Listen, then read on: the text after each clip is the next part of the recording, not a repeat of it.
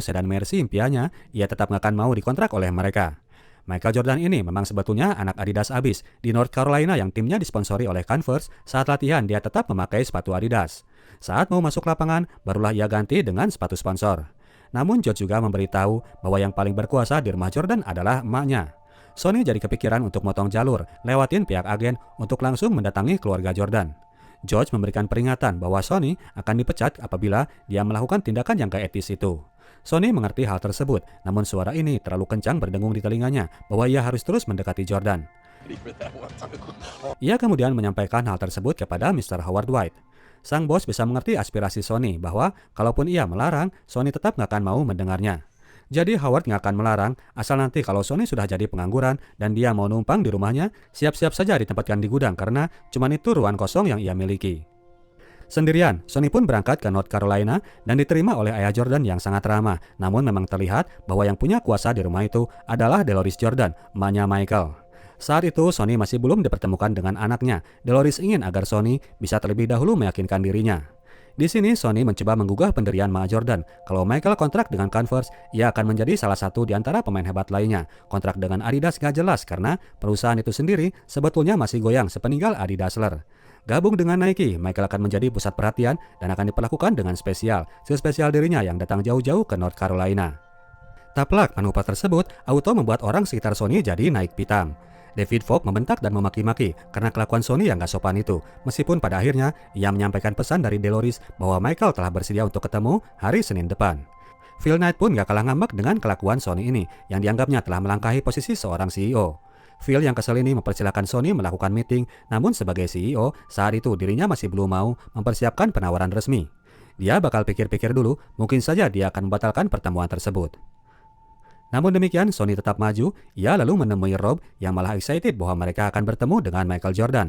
Langsung saja Sonny masuk ke ruang kreatif dan meminta dibuatkan prototipe sepatu yang akan diperlihatkan kepada Jordan. Sonny meminta agar sepatu ini didesain khusus dengan karisma dan karakteristik seorang Michael Jordan, lebih prioritas kepada segi keren ketimbang fungsi. Peter Moore, sang desainer, hanya punya waktu beberapa hari untuk menyelesaikan sepasang sepatu keren ini. Sementara itu, pihak Jordan akhirnya melakukan meeting pertamanya dengan calon endorsi mereka yang pertama, yaitu perusahaan Converse. Diberikan tayangan dari iklan-iklan Converse yang dibintangi oleh Magic Johnson dan Larry Bird, serta Julius Erving, Deloris mulai mengerti bahwa Michael nantinya hanya akan menjadi nomor 4 di perusahaan sepatu itu. Ia mulai paham dengan perkataan Sonny tempo hari. Progres di Nike sendiri, Peter Moore telah menyelesaikan desain sepatu untuk Jordan, namun masih ada hal yang bikin gak sreg karena warnanya yang terlalu datar dominan putih. Pete menjelaskan bahwa desain yang ia bikin disesuaikan dengan peraturan NBA. Sepatu yang dipakai pemain, 51%-nya harus mengandung warna putih. Kalau melanggar, sang pemain akan didenda $5.000 per pertandingan. Rob kemudian mengusulkan agar mereka memberikan dominan warna merah sesuai dengan warna tim Chicago Bulls dan mereka akan membayar semua denda yang akan dikenakan kepada Jordan. Fix mereka setuju dengan usulan itu. Pete kemudian muncul dengan ide lain, yaitu penamaan dari sepatu tersebut. Nama Air yang akan dipakaikan kepada sepatu lari tipe Air Sol, ia pilih agar dipakaikan saja pada nama sepatu Jordan ini. Ketemulah nama Air Jordan yang kemudian akan terpatri sepanjang masa. Trio ini sampai begadang dan nginep di kantor, hadir di waktu weekend, menyelesaikan bahan presentasi untuk ketemu Ma Jordan hari Senin mendatang. Pete sendiri telah selesai dengan desainnya yang final, sebuah desain sepatu yang membuat mata Sonny dan Rob berkaca-kaca. Hari Sabtu itu, orang tua Jordan sendiri melakukan meeting dengan orang Adidas di kantor Jerman. Mereka diperlihatkan beberapa model sepatu yang akan dipersembahkan kepada Michael. Ma Jordan tampak gak puas melihat hasil desainnya, terlebih lagi ketika ia melihat bahwa di Adidas memang tidak terlihat memiliki satu orang utama sebagai pemegang keputusan. Tepat seperti yang diuraikan oleh Sonny tempo hari. Di kantor Nike, minggu siang itu Phil mampir dan melihat bahwa timnya sedang berusaha mati-matian untuk menyongsong meeting esok hari.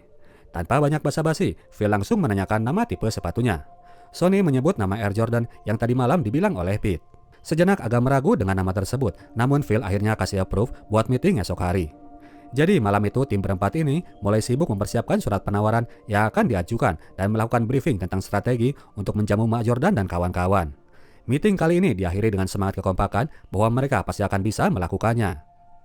Esok harinya, benar saja, kantor Nike yang berlokasi di wilayah dekat pegunungan Oregon ini kedatangan calon bintang besar sejagat raya. Michael Jordan beserta orang tua hadir untuk membicarakan penawaran kontrak. Deloris ngasih tahu Sonny bahwa Michael mungkin akan terlihat malas, ia memang terpaksa datang karena dia yang menyuruhnya. Di dalam ruangan rapat itu, Michael memang terlihat males-malesan menanggapi Sony dan Rob yang coba mengajaknya canda-canda. Sebuah keuntungan bagi Nike karena mereka memiliki seorang Howard White yang seorang kulit hitam, jadi suasana pun bisa lebih tercairkan dengan kehadirannya. Perhatian Michael Jordan mulai bisa ditarik setelah ia melihat prototipe sepatu yang telah dipersiapkan. Air Jordan pertama yang dominan berwarna merah, warna yang identik dengan jersey Chicago Bulls timnya Jordan. Mengenai peraturan NBA, Sony dan Rob mengutarakan bahwa mereka siap untuk menanggung semua denda. Phil menyusul masuk belakangan, sebuah settingan agar ia berkesan sebagai orang yang terlalu sibuk namun sengaja nyolong waktu demi menghadiri pertemuan yang sangat maha penting ini. Rob kemudian melakukan presentasi marketing tentang rencana publikasi dari segi media cetak dan tayangan video yang dirasa oleh Sony justru terlalu membosankan. Tiba-tiba saja dia meminta agar Rob menghentikan tayangan video itu yang bikin Phil jadi deg-degan. Sony melakukan sebuah orasi yang inspiratif yang kemudian akan menggugah hati Jordan sekeluarga. Kontrak dengan brand manapun, Jordan pasti dapat uang dan ketenaran, namun yang belum tentu ia dapatkan adalah sebuah keabadian. Sepatu hanyalah sebuah sepatu sampai seseorang memijakan kakinya ke dalam sepatu tersebut. Semua orang di meja itu pasti akan terlupakan jika masa mereka sudah lewat, namun tidak dengan nama Michael Jordan. Dengan sepatu Air Jordan, Nike membawa misi untuk membuat nama Michael Jordan kekal selamanya. Kalimat yang membuat keluarga Jordan jadi speechless mendengarnya. Saat momen speechless itu, Phil langsung menyerahkan surat penawaran resmi yang telah ia persiapkan. Tawaran kontrak terbesar yang pernah diberikan oleh Nike kepada seorang atlet.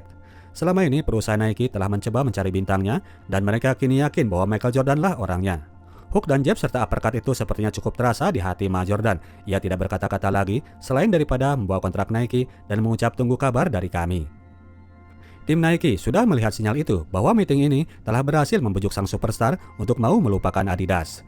Phil sangat respect terhadap orasi Sony tadi meskipun ia agak tersinggung soal ucapan bahwa nama mereka semua akan terlupakan. Sebagai founder Nike, Phil cukup yakin bahwa namanya sudah satu level dengan nama para legend lainnya seperti Kareem Abdul-Jabbar, Pele, Maradona, Robert De Niro, Kim Basinger, Marlon Brando, Mario Ozawa, dan yang lainnya. Ucapan itu diakan saja oleh Sony dan kawan